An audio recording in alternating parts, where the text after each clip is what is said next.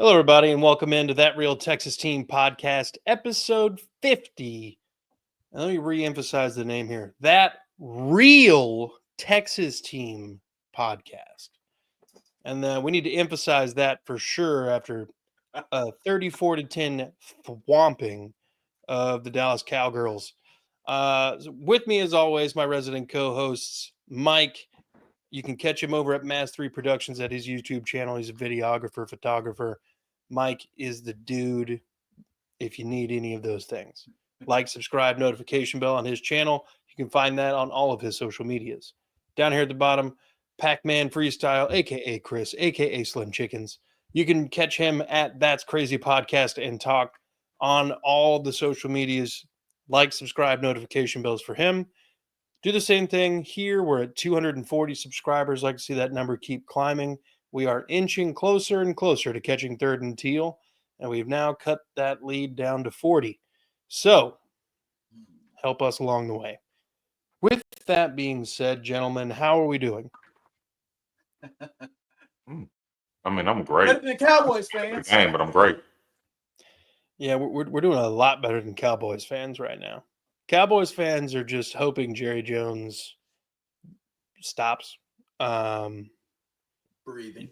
If you have breathing. Yeah, all of it. I mean, when was the last good decision he made? Barry Switzer? Yeah. Well, maybe. When was Tony Romo before Barry Switzer? No, Barry Switzer was right after Jimmy Johnson. So yeah, Tony Romo was the last. Barry Switzer don't even count in my opinion, because that was Jimmy Johnson's team. That's how I feel, and that's just my opinion. That was Jimmy Johnson's team. He didn't like Jimmy Johnson, and you know what? I don't want to get it, because what he did to Jimmy Johnson makes me mad. I love Jimmy Johnson. Jimmy Johnson's a class act, but look, this was every bit of a lopsided game that we thought it would be. The Cowboys are in complete disarray, but even with us putting up 34 points, there's a lot to be critical of for this Houston Texans effort. Obviously, the defense came to fucking play. They probably could have held Cooper Rush's stat line down a lot more if, everybody catches the interceptions that hit them in the hands. Derek Stingley would have about 5. Kalen Bullock would have at least 1. I'm trying to think. I think Jimmy Ward had his hands on 1. Shit, Petrie had his hands on 1. Petrie had his hands on 1. 5 sacks of Cooper Rush, all these pass deflections, Derek Stingley looking like the fucking dog out there. We are in an interesting situation where it seemed as though the defense was the weak point coming into the season, and now that has entirely flipped. The offense is now the weak point, and we're waiting on it to get into some sort of a rhythm. So before we get too deep into anything, let me ask you guys this. Do you think the offensive touchdown scored late in the fourth by the Houston Texans is enough to get them over the hump and start getting things back in action in the second half?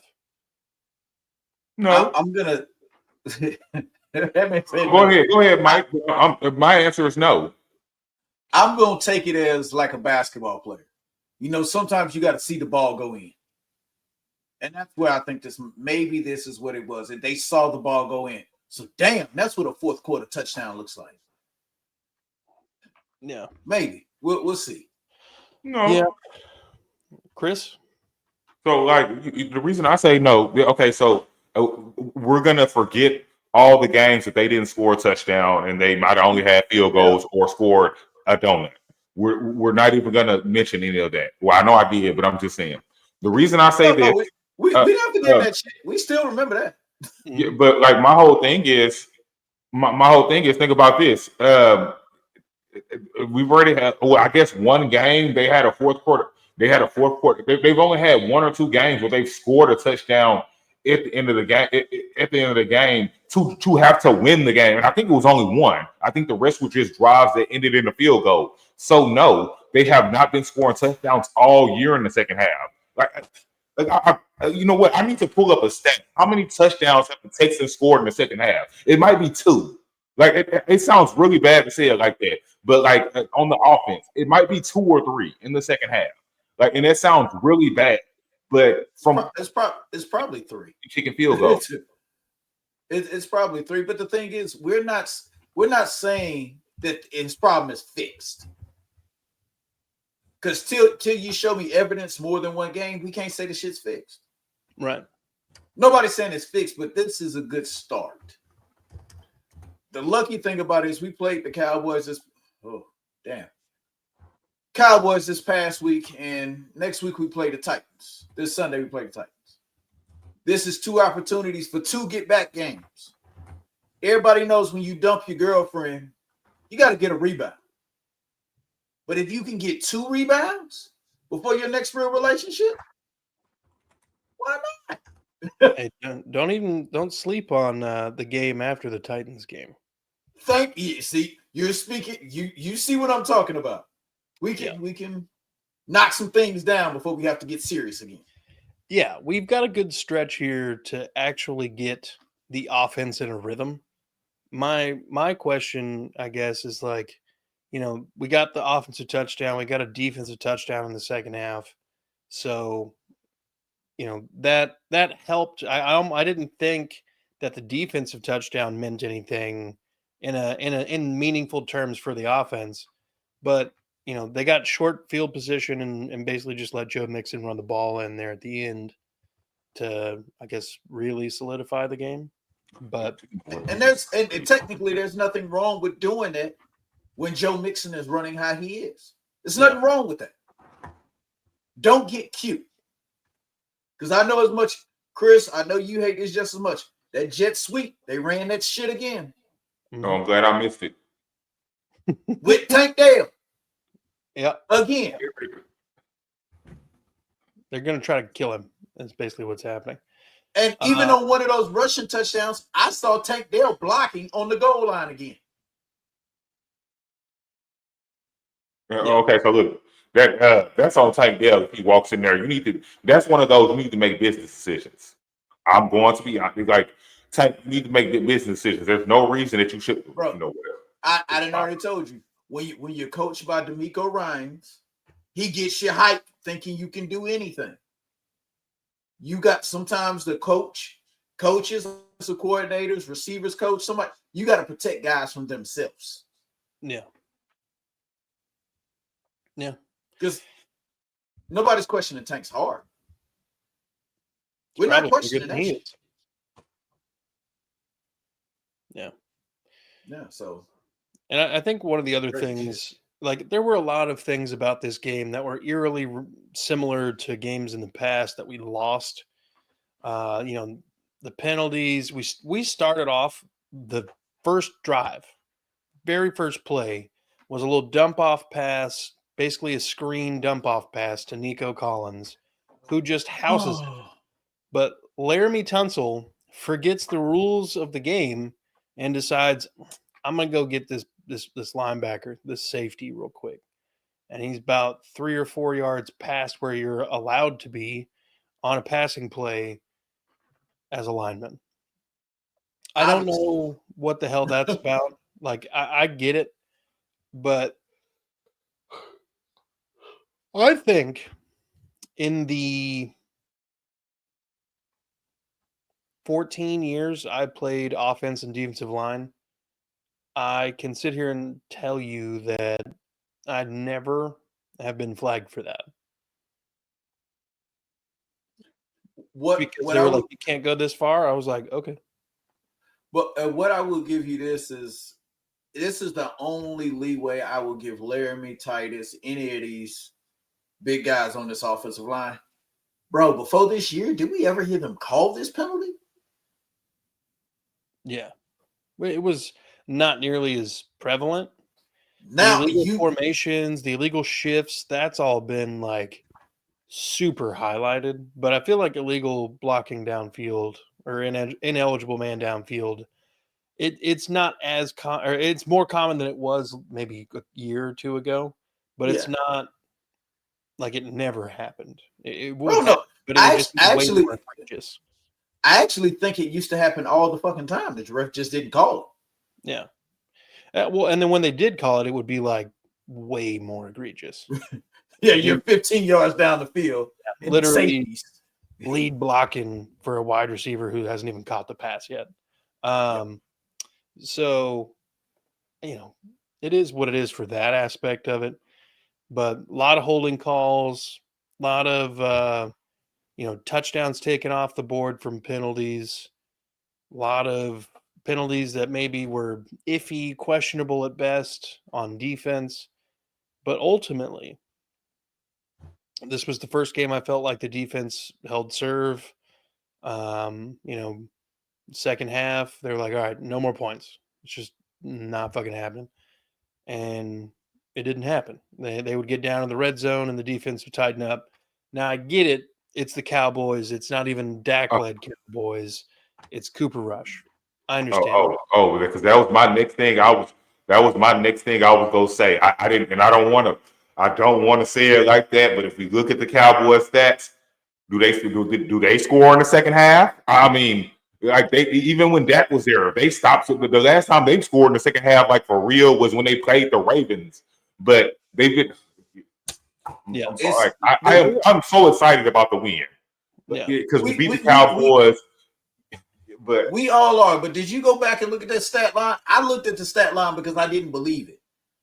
My Cowboy friend called me and said, "Y'all played a good game, man. Good win, dog. Y'all got that one." But Cooper Rush, he might have just secured himself as a career backup. That man threw 55 goddamn passes. Yeah, bro, that's crazy. For 354 yards. 354 yards.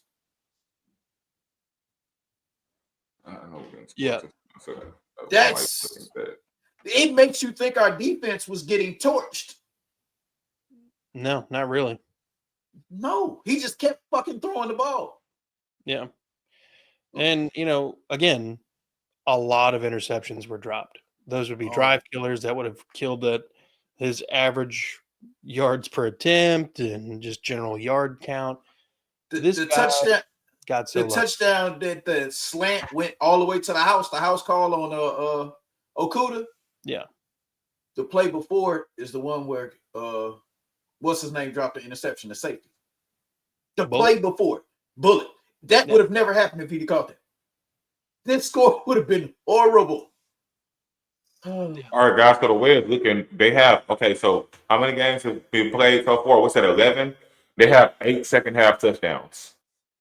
Who does the Cowboys? No, the Cowboys. They probably they probably don't have that many. We have 8.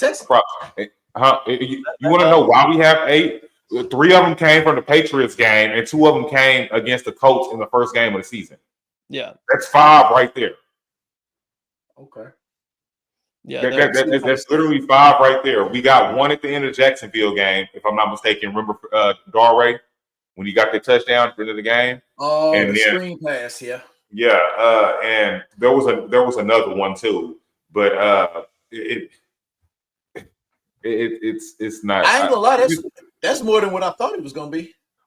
That's more than what I thought it was gonna be too. But you know what the issue is though? Like I say, 3 of them came in the Patriots game. The issue is they're all coming in the fourth quarter on these last drives. We scored a touchdown in the second half against Minnesota. No, we did not. Oh, yeah, we did. Yeah, we did. Minnesota was 1. You're right. We did. No, we did third quarter. I just saw that one. I saw it. But yeah, that's where. That's what got me to 8. The Minnesota was 8.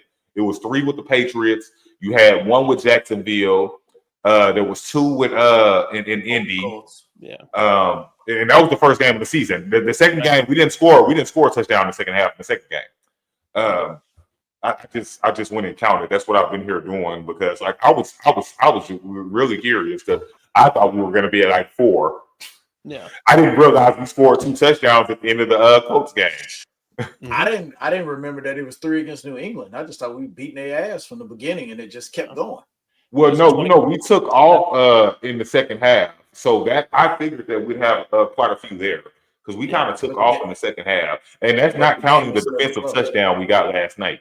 That's with the Cowboys.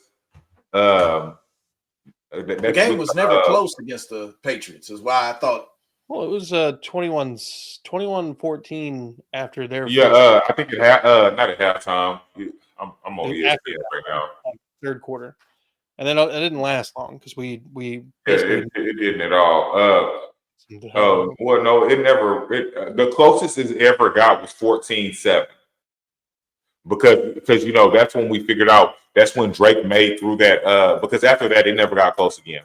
And that was in the second quarter because it was 21-7 at halftime. It was 14-7. Okay. Oh, he threw that was at halftime. It was 14-7. That's when Drake made through that freaking 40-yard pass that you're like, oh my God, he could really throw the ball. Well, he's a quarterback in the NFL. He better be. Right. Oh yeah, no, I agree, and I actually like the way Drake May is actually looking. I know they're not winning, but their team's bad. But I mean, they're winning some games that they shouldn't be winning. So there's that. But he's actually not too bad.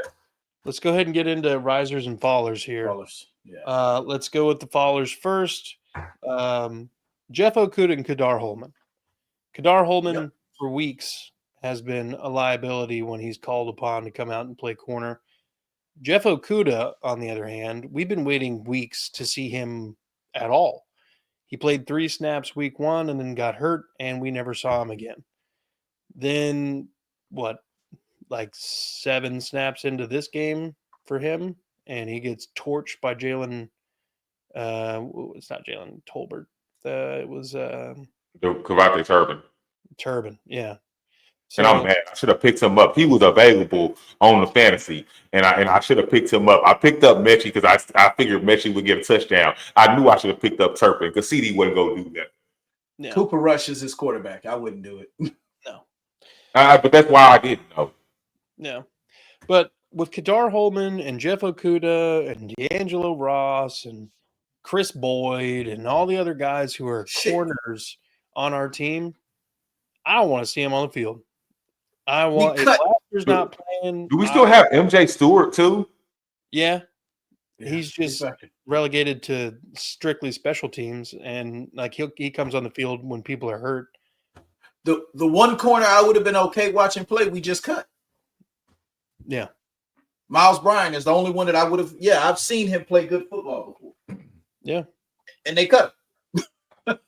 Okay, so I'm going to play devil's advocate. It's like I was telling y'all earlier. Do I expect anything from Jeff Okudah? No. Mm-hmm. But he hadn't played all season. So I this week I'm going to give him a pass this week. I don't expect much from him. I honestly didn't think he was good before, but he might come back next week and be a superstar. Or at least decent. I ain't going to say superstar. That might be stretching it a little bit. Might be stretching it. But I was gonna say, but all of our anger is not actually directed at Jeff Okudah or Kadar. It's more at Nick Caserio. You didn't bring us any backups worth shit. Yeah. None of these guys were worth anything. Well, the more I sit back and I think about all of this and the way that the team is structured, a lot of the offseason comments that the team was making after the draft and after trades were made and free agency was done, all the big names are gone. They were telling us early in the offseason, we're going to be a run-first team. They were telling us early in the offseason that, Kamari Laster and Derek Stingley were quarterback 1 and 2. We were not expecting Kamari Laster to be necessarily in the rotation immediately, but then he was basically corner 2 from the jump. We weren't even expecting him to be an outside corner. Exactly. We thought he was brought in to play slot. Yeah. So, turns out, pretty good at outside corner. Pretty goddamn good. Pretty good. However, I think that they were telling us something without saying anything. If you can have a rookie who we were expecting to be the slot guy, he's not necessarily the fastest guy, not the biggest guy, play on the outside, and he's playing lights out, that's great. But it does tell you that everybody else that was in that spot, not named Derek Stingley, probably not worth a shit. Yeah, for rookie, don't get me wrong. He went to Georgia, and if I'm not mistaken, didn't that man run a 4.6? Yeah, slow as shit, 40. He came in and he was starting from the first training camp. Yeah. Like he was starting from the beginning. That really, yeah. CJ Henderson couldn't get a job. He got fired. Yeah. So I think they've been telling us what this team was going to be all offseason. And I think we were just kind of like, what is it? Well, we're trying to take pressure off CJ Stroud by being a run first team. What if they said that they were being a run first team because they knew the weakness was the offensive line? They knew a strength of this team would be the running game. No, I mean, I agree. And look, okay, so now I agree with you, but then there are times I want to say that I disagree because there are times I see them walk onto the field, and yes, I see this run first team. We run it 3 times in a row. Okay, that don't work, 3 and out. And you know what they come back and do? They come back and have another 3 and out and throw it. So we throw it 3 times in a row. Yeah. Which really like irks my nerves because like you don't know how, like, I understand you want to use the running game to open up the pass game, but don't run it 3 times in a row and then don't come back and throw it 3 times in a row because running it 3 times in a row didn't work. I've seen it multiple times this season, especially in the second half. I don't want to talk about the second half right now. We won, you know what I'm saying? F the Cowboys, all of that good nature stuff, real Texas team. You know what I'm saying? I don't want to talk about that right now. But the thing about it is, like, the only second half touchdowns, and we're not going to talk about the defense because the defense, like I say, they got their touchdown. And honestly, I understand they were well, I guess it was a fumble. That ball never touched the ground. That one where Guyton caught it before he got walloped by Petrie. Yeah. But I just, for it to be like that, and it's 11 games in the season, and like come on, man, Detroit. Like I'm looking at it right now. Detroit and Jacksonville. This is ridiculous. I'm looking because I'm sitting here on ESPN right now, and like I literally have to I have to bring this up. Detroit never takes their foot off the gas. Third quarter touchdown, 2 touchdowns third quarter. 3 touchdowns in the second half. They never take their foot off the gas. Like we're not. They might have, but Jacksonville's just that goddamn bad.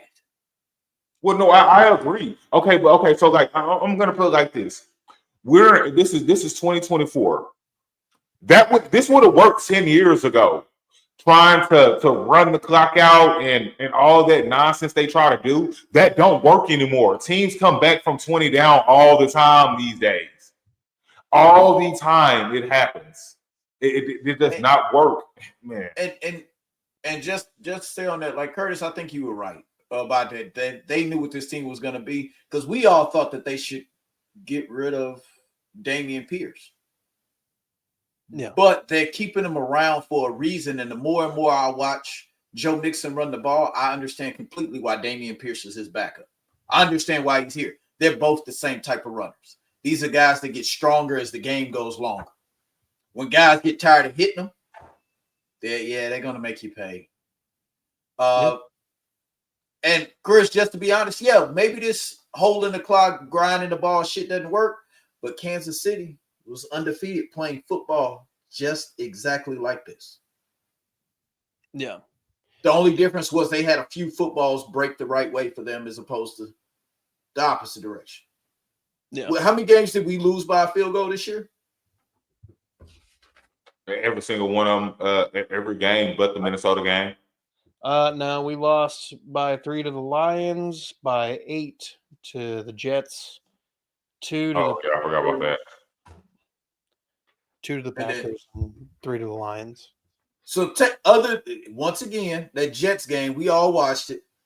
The only game that we actually lost and just got our ass beat was the Minnesota game. The Jets game we were in, as disgusting and ugly as it was. The Green Bay game, it's Halloween. The Green Bay game, we lost by a field goal, last-minute field goal. The Detroit game, we lost by a last-minute field goal. So as much shit as we want to complain about with this team, they've at least been in the games that they've played, regardless of who it was that they were playing. Oh no, I don't think I don't doubt that. So I think only to say that we should only have one loss. But only to say that I think that the way they're trying to play football does work. But you have to have everything clicking where it's supposed to. Our offensive line has not been able to protect their quarterback all year. We've had some defensive snafus between our safeties and our corners because you keep leaving people like Petrie on an island with Devontae Adams with no help over the top. Yeah. I don't believe D'Amico calls a play to where that's what's supposed to happen. I feel like somebody missed their fucking job. Yeah. Because other than Stingley being on Devontae Adams, is there any time where he shouldn't be double teamed? Probably not. No. Right, I mean, hey, man, and Stingley, I know you talk about like the career day, but like he's just in general to me, he's just having a career year. I was one of those people that when we drafted him, I didn't doubt how good he was. It wasn't that I was really scared because didn't he get injured at LSU before he even got injured here? He got injured at LSU, right? That was my issue with drafting him to begin with, was his injury history. I'm real big on when guys are getting injured in college. You're gonna come into the league. These guys are bigger, stronger, faster than those guys were in college. And one of them guys in college run into you or hit you. I'm really proud of Stingley. These last couple of years, I know this year's a contract year for him, but I'm really proud of Stingley. And it was to the point, like, I understand that Petrie is not a corner, he's a safety or nickel, whatever, but Petrie is playing better than him. Yeah. Well, the thing that always goes into with Stingley, the injuries thing bothered me at one point too till I went and looked at it. It was almost always his hamstring. Even in college, it was hamstring. Ankle. It wasn't he got his ass ran over and the guy hurt. His have always been non-contact injuries, soft tissue issues. Which is an issue in the NFL with this damn turf. But you can't help it. Yeah. That's one of the things I don't really want to put on the guy. Like we all know I don't either. Cam Akers' career should have already been over 2 seasons ago. Yeah. In theory. I saw somebody posted a picture on Facebook with a Cam Akers jersey. It was hilarious to me. Look, I'm not mad about you. Like, I go to support the team, but of all the jerseys you could have went and bought, you went and bought a Cam Akers jersey. That's his family. That's his family. Gotta be. I'm not trying to talk down on Cam Akers. Like, look, somebody give me a Cam Akers jersey, I'm gonna wear it. It's a Texans jersey, I'm gonna wear it. But I don't think they sell that jersey. I'm just being real. I don't think that was so either. But this person had a Cam Akers jersey on, and like I don't like. And I'm talking about this was like a post like for they posted this yesterday after the Texans won or today. I don't know, but they posted this sometime after the win over the Cowboys with a Cam Akers jersey on. Mind you, Cam Akers ain't even on the team anymore, and it was just. Oh, I'm sorry. I saw that earlier, and that was hilarious to me because like I couldn't. I mean, whatever. So let's finish up the rest of the fallers. We'll get to the risers and then go from there. But fallers, offensive line penalties. Mm-hmm. It just 1 week it seems we've got it under control. The next week, the little minutia, the finer details seem to get sloppy again. And I'm like, all right, can we you're not really solving the problem if 1 week it's a problem, next week it's not a problem, and then it's a problem again. You're just putting a little bit more effort into it 1 week and not the other. I don't understand that. Well, it doesn't take much to fix these issues. They're all mental lapses. That's my biggest issue. They're all mental lapses. This isn't, you didn't get a penalty because you failed. Yeah. You decided to grab a guy. You moved too hard, too far down the field. You moved too fast before the ball was snapped. These are all mental things. That's why I'm not going to say that offensive lineman's job is easy, but a lot of the penalties that are called on him are just think about what the hell you're doing. Yeah. And I'm one of those people that If Laramie Tunsil gets called for a hold, and I actually see he held the guy to keep CJ from getting his ass whacked, I'm okay with that. If you're protecting your quarterback and it's a hold, hey, that's your one job. Keep that guy upright. Yeah. Yeah. Speaking of CJ, he's the other faller this week.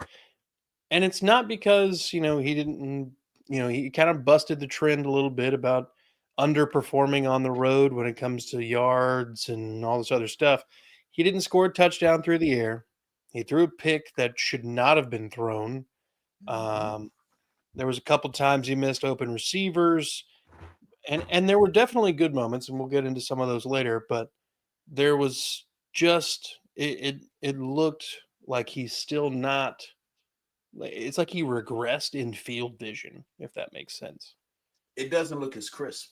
Yeah, it just doesn't. If we were talking about any other position, it'd probably be easier to notice. Like when we were mad at Dameon Pierce for not hitting the holes, it was obvious. You could watch it. You said, "Bro, the hole's over there. Why are you running over here?" A receiver, his route looks sloppy. It's obvious. Tight ends, you're not blocking good, and your routes are sloppy. But with a quarterback, it's so many other different variables. Did he run the right route? Yeah. Oh, CJ threw it to the inside. Was it supposed to be to the inside or was it supposed to be the outside? But we have to stop giving CJ the benefit of the doubt. I love CJ. We all do. We love him like his family, for real. But we got to admit that some things just don't look as good as they should. Yeah. Or as good as he raised our expectations. It's his fault. He shouldn't make us think he was accurate. If he'd have thrown like Deshaun when we came out, we'd be happy as fuck with what he's doing. Yeah. But he showed us he was an accurate quarterback. So like, and like, I do think that CJ is an accurate quarterback. I think I think it's mental issues. Like I said, he raised the bar so high that that it makes it hard. But I think it's mental. I think it's a mixture of a lot of things. I think it's a mixture of the way the offensive line was so horrible, especially at the beginning of the season. And I think it kind of shifted his mind a little bit compared to he didn't have to deal with stuff like that at Ohio State. I understand our offensive line wasn't great last year, but even last year, he didn't have to deal with what he's dealing with now, as opposed to what he dealt with at the beginning of the year. On top of the play calling, oh my God, it's boo-boo. It's just like it is. It's a lot of things. Well, somebody else pointed it out on Twitter. Yeah, I'm sorry, X. We can't call it Twitter anymore. Pointed out.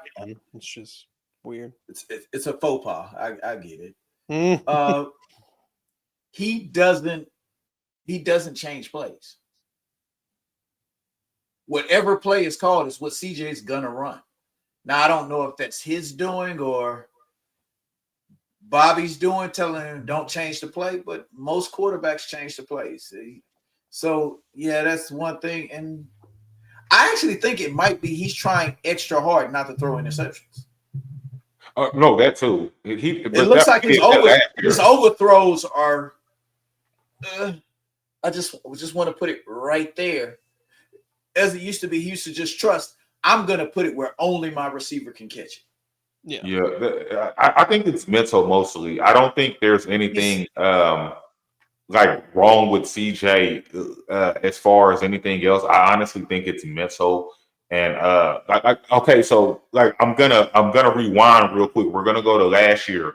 I don't know if it was the Tampa Bay or if it was the Cincinnati game.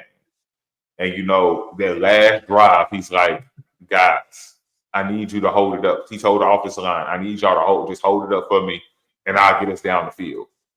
And like he's still doing I'm getting us down the field at the last minute type thing. But the comfort that he had, the comfort that he had doing that does not seem the same as it did last year. He was comfortable, doing that last year. This year, it seems like he feels like he has to. If that makes sense. Yeah. Technically, CJ has that complex, that mindset that I want to be the best. The best means you have to do those things. Patrick Mahomes is having a bad year. Is there anybody who thinks that Patrick Mahomes still isn't the best quarterback in the NFL? Yeah, I'm never gonna believe that. Like, I'm not gonna believe that until like a bunch of other teams just win Super Bowls over him, and I don't see that happening. So he's going to be the best. It obviously he's not even the best quarterback right now, but he is to me. Bro, you go look at his stats. His stats are worse than CJ's. Yeah, exactly. But to be honest, Lamar Jackson's the best quarterback. No. Go, as much as I hate to say that, go look at Joe Burrow's stats. Yeah, Joe Burrow's putting up MVP numbers on a team that can't. You don't remind me because I did get my butt whooped last week because of Joe Burrow and Jamar Chase. I know they're just not winning because their defense. Baltimore's defense is just playing just a little bit better than Cincinnati's defense. Just what the thing is, Joe Burrows is playing like the best quarterback in the NFL. He is, but MVP's not right. You got to win. Lamar Jackson's doing Lamar Jackson things. It's not, if you watch this game, it's not super impressive. It really isn't, but it's enough. Also, there's a Derrick Henry thing aspect. It's enough to win. You got to do just enough to win, and that's where CJ's got to find that median. He's still trying to understand what all it takes to win. I don't think he knows, because, like you said, Lamar can lean on Derrick Henry. I think CJ's starting to get. I can lean on Joe too, just like that. I can lean on this guy. And Joe, but Joe's looking at him like, bro, yes, you can lean on me, but this is your team. This ain't my team. I'm here to help you. Yeah, and we keep forgetting CJ's a baby. He's still young, and he is the leader of this team. Yeah. If you didn't see anything, you watching the end of the game yesterday, they asked CJ how he said it was a good game, everything going great. And he damn near told him, leave me alone. I got to go pray with the team real quick. That's what he went directly to. He got into a prayer circle. And he was leading the prayer circle. And everybody's like, what? This Cowboys. Yes, that's CJ's leading the prayer circle with both Cowboys and Texans players. As a 23-year-old kid. Yeah, because he's looked at as a leader around the NFL. He still just has to figure out what it is to be a leader. You don't have to go win the game yourself, but you do. You do have to go win the game. Just sometimes. Yeah. All right. Well, look, let's pivot to the risers. We've talked enough. Good news. In a game we won by 24 points. We've spent the first 40 minutes of this podcast essentially only talking about negative things. So let's talk about some of the good things. Oh God, people are gonna. Oh my God, Texans fans are gonna hate that. Oh, you just talk about the negative and things like that. Well, it is what it is. I don't care. I'm glad for the win, but it was still the Cowboys. They suck. Cody Stoops says it all the time. You talk about the same way you will in the win or a loss. If it was bad, it was bad. Yeah. Yep. My first riser, based on continued production, not even necessarily that it was the same, but anytime I heard the name John Mechie, he was making a play. Special teams, making a couple of receptions, saw him throw some really good blocks out there. He is definitely in a rhythm right now. I feel like I'm seeing him more and more on the field. The offense is starting to trust him a little bit more. He's trusting himself. I'm excited for Mechie. I hope he can keep climbing and he can eventually be, the person that we replace Stephon Diggs with. That would be huge. He's truthfully sort of shifted that narrative to where I think he's the third receiver now. Yeah. Xavier Hutchinson sort of phased out a little bit. And Robert Woods is just who Robert Woods is. I need a guy to definitely catch the ball right now. That's the only time Robert Woods is on the field. It's true. But if there's three receivers out there and Nico and Tank are two, most of the time it's been Mechie's been the third. Yeah. Especially since Diggs. Yeah. Mm-hmm. So Mechie, riser number one. Riser number two, the entirety of the defensive line. No Will Anderson last night. 64 yards rushing allowed. And that was That's 22 yards from CeeDee Lamb on like end rounds and jet sweeps. And then how many did Cooper have? Cooper had a few too. Cooper had a few. Their running backs couldn't do shit. They were not running the most exciting thing about that was no Foley Fotokasi. He didn't even play. Our best run stopping defender didn't play. Yeah. Chris? So I didn't watch the game, and so I don't want to talk too much about the run defense as the Cowboys have no running game. This is true. A lot of the things I'm going to say are going to be things I knew about the Cowboys before coming into the game, and this is exactly they have no running game. You have Dowdle and Zeke and whatever. You got Dowdle and two old 29-year-old running backs. These are the things I know about the Cowboys. When 29 get to be old in the NFL, that's ancient. It is for a running back. And it's crazy because these guys are younger than me. But the reason I say it is the two things that I knew about the Cowboys going into this game: they can't stop the run, they can't run the ball. Yeah, these are the two things I knew before the game, and it was proven. Regardless of anything else that happened on offense and defense, those two things stayed true, which is why they're going to keep losing. Yeah, has nothing to do with Dak not being there. They would have probably still lost with Dak there. With the game. The game probably still would have been as bad as it was with Dak there. They can't run the ball. When you can't run the ball, I bet they miss Tony Pollard now. Yeah, it's true. But look, the defensive line. The defense has been great. I love them. They did their job. Let a team who was struggling get right against them. This could have been a trap game for them. It's an interstate rivalry, the Governor's Cup. A lot of things could have crept up in the noggin, and all of a sudden the Cowboys are, talking about a victory they have today. So hats off to the DL. No Will Anderson, no Fola Fotokasi, stepping all the way up and not letting a bad team get one over on you. Offensive line, also a riser. Yes, they were on the fallers list as well, mostly for the penalties, but one QB hit, one sack allowed. Are you kidding me? I'll take that all day. I would take that every game. I would take that in a heartbeat. CJ didn't need an ice bath. Love it. Yeah. Yeah, I was wondering, did Michael Parsons play yesterday? Because I saw he didn't do anything. I went to go look at his stats. Bro. Oh. Titus Howard had him frustrated. Mm-hmm. Oh, God. Titus Howard and Laramie Tunsil took Micah Parsons out of the game. And where the offensive line messed up on occasion, CJ Stroud and pocket presence, like mastered Ultra Instinct Goku out here, just zip. Nope. Yeah, literally. Oh, I'm not even thinking about it. Oh, you coming at me? You can't get it. Was perfect.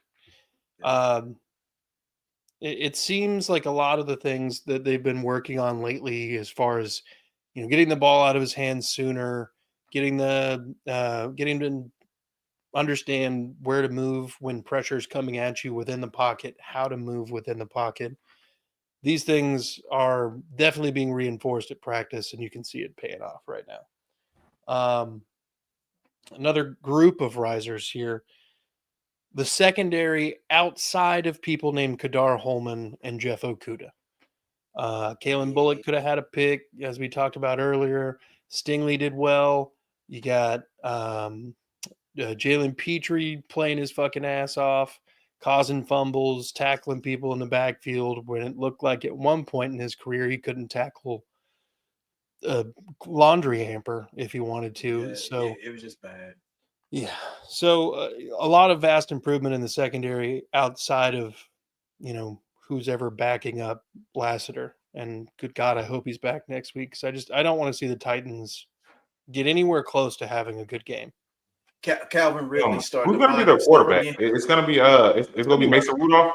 No, it's Levis. He started last Yes, week. he's back in there. I'll be honest. I kind of tuned Calvin out. Ridley's finding himself again, which he does throughout years. And all right, we're talking about that secondary. You notice which those deep passes that used to beat us at least once, twice a game. Not seeing them as much anymore, are we? No. And when you do see them, 24's back there swatting that shit down. Yes, sir. We got to think 2 weeks in a row. Our man St. Brown, what did he do? Nothing. Not much. CD Lamb. He didn't do shit against Stingley. When he was covered against other people, he would get open. Kadar Holman. Yeah. My final risers for the evening: Dalton Schultz, Cade Stover. They're getting a lot more of the dump off passes. They're getting a lot more open. I feel like people are kind of forgetting them in all of this when it comes to defensive scheming of how to stop the Texans offense.